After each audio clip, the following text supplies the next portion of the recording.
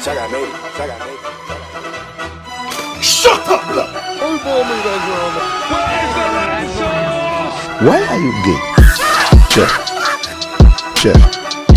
Jeff. Jeff. Jeff. Jeff. Jeff. My name Jeff. And welcome to another comedy news. Now this time we're actually going to do some comedy news, right? It's insane. Spitting Image is back after loads and loads of years. I mean, loads of years.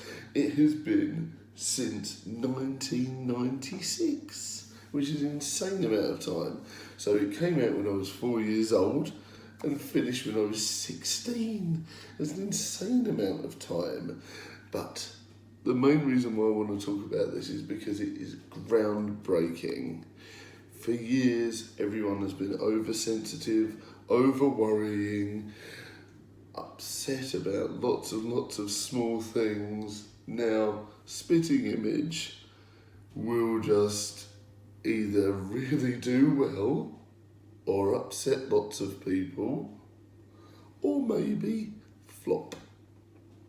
Either way, we'll see what happens. I think it's going to do really well and upset lots of people.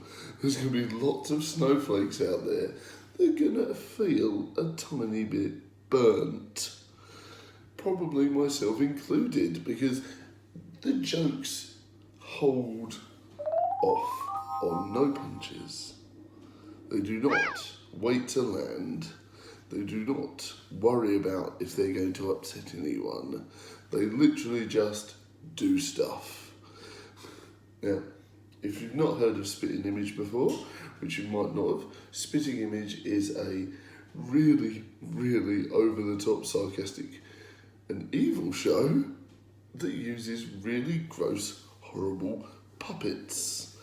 And those are not easy to watch either. Harry Hill will be turning in his grave, and it is not pleasant at all.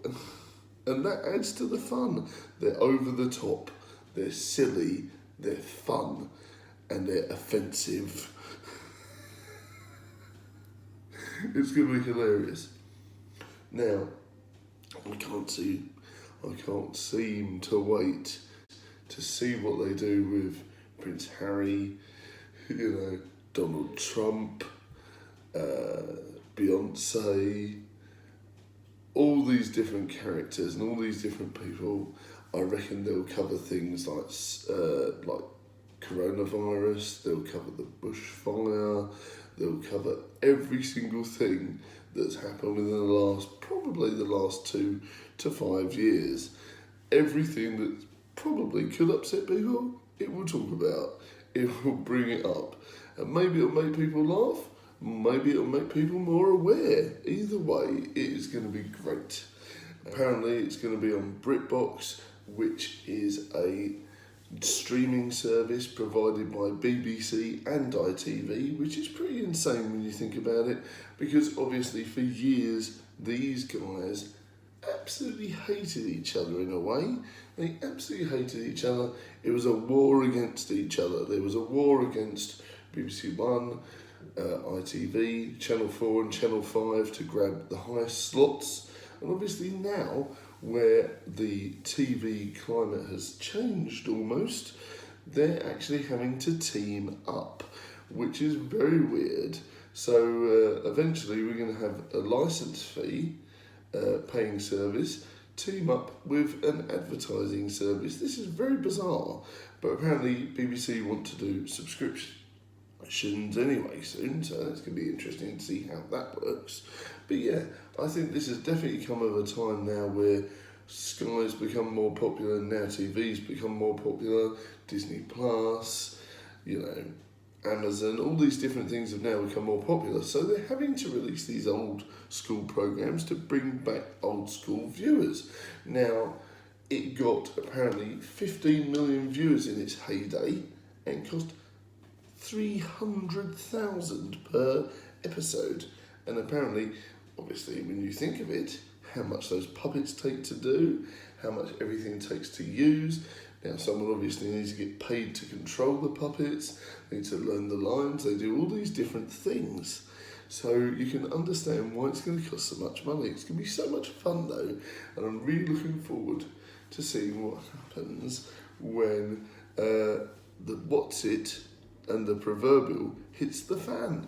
Apparently it originally ran for 18 series, and the original creator, Roger Lau, is going to be back on board. I think it's going to be hilarious, and I think it's going to be so much fun to see what happens. Now, like I said before, the possibilities are endless. No doubt they will do offensive stuff, but I'm sure they'll hit on some humorous, calmer stuff as well. I think that is what is actually missing from the UK culture at the minute, and probably the world. Everyone just forgets that it's okay to laugh about bad things sometimes. You know, comedians like Jim Davidson, Roy Chubby Brown, and other people that I don't really remember at the minute, made an absolute fortune on being horrible about nice things, or horrible about even worse things, and lots of nasty things. And they made a fortune because they made people laugh about it. And to be honest, sometimes laughter is the best medicine. What do you guys think of Spitting Image coming back? And I hope you enjoyed this episode of Comedy News. See you guys later.